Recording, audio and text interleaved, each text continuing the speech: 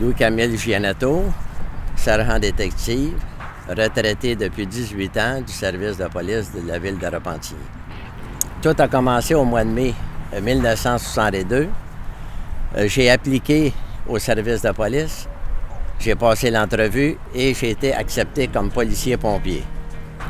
À ce moment-là, de 57 à 62, on était 7 au service de police.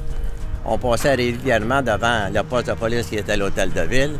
Et si la lumière rouge était allumée, bien là, à ce moment-là, on arrêtait pour voir où il était l'appel et on se rendait sur les lieux. Fait que dans nos fonctions, bien c'est sûr qu'il fallait faire respecter le code criminel, le code de la route, il fallait faire respecter les règlements municipaux, mais c'était surtout les règlements municipaux qui étaient notre préoccupation. En 1964, ça allait évoluer, fait qu'on s'est en allé au 20 Hôtel de Ville, qui était le garage municipal, mais à ce moment-là, on avait une partie pour le service de police. Fait qu'on avait 3 bureaux, 2 cellules. Et là, on était en voiture. Quand on arrêtait des individus, on n'avait pas besoin d'aller les conduire à la Somme-Mission ou les conduire au quartier général de la Sûreté du Québec, parce qu'on avait l'assistance de la Sûreté du Québec.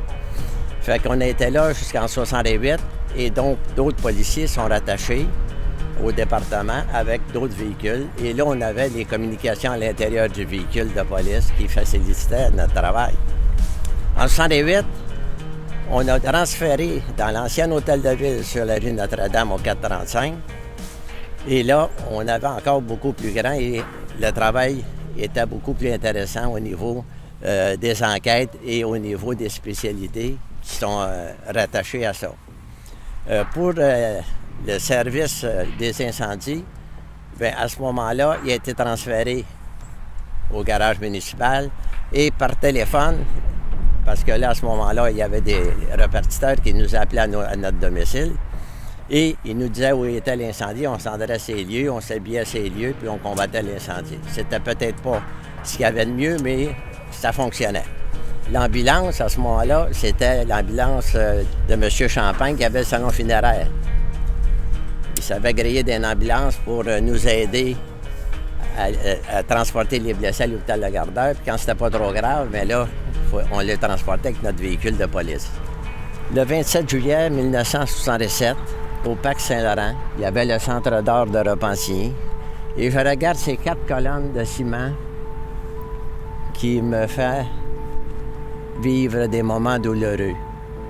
Ce 27 au soir, le service de police a reçu un appel comme quoi que le centre d'art était à la proie des flammes. Les policiers, premiers répondants, sont rendus ces lieux et l'alarme a été donnée pour que toute la brigade d'incendie se rende pour combattre. Le feu avait pris naissance en arrière du salon d'habillement pour les spectacles. Sur les lieux, on a constaté qu'on avait 3 personnes à l'intérieur qui n'avaient pas pu sortir, car il y avait tellement de fumée dense qu'on pouvait couper au couteau.